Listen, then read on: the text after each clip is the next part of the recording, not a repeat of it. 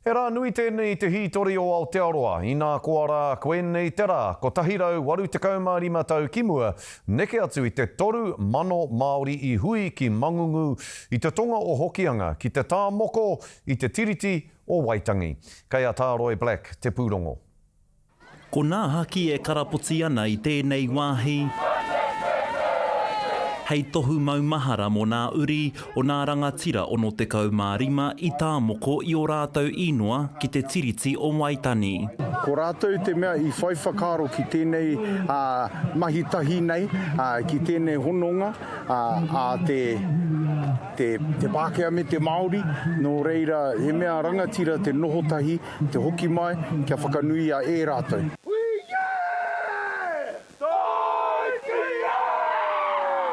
Ko te reo pōhiri me te tūhaka te kaupapa i whakau mo nā whakamaharatana. He kaupapa hira tēnei e mana tonu ai te kawenata tapu nā rātou ngā tupuna i tāmoko i te wā i a rātou. Heke iho mai ki a mātou i konei i ngā kanohi ora, o konei mā mātou anō e hāpai i tērā mana. He whakawhiti kōrero mō taua haina tana nui i hoki ana. He uri tēnei no tiri o te aho. Me te tūpono hoki kia hānai pū nā mātāpono o te tiriti i roto i te reo Māori me te Pākehā. As a country, there is a lot that we are dealing with today.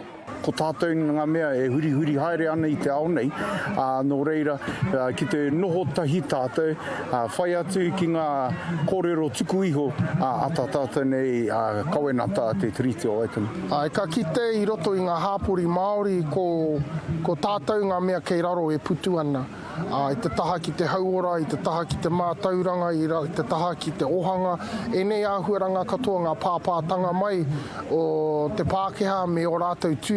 Kaore i tū atu i tēnei waitohutana nā te mea e ono rā i mua atu i Waitangi he iti ake te toko maha o rātou i hainatia i te tiriti. Tētahi kōrero ka mimiti te puna i taumārere ka toto te puna i konei i Hokianga, ka mimiti te puna i konei i Hokianga ka toto ki taumārere. O ti atu ki nā whakatau ki a rātou mā ko tēnei rā e kore e wareware tia.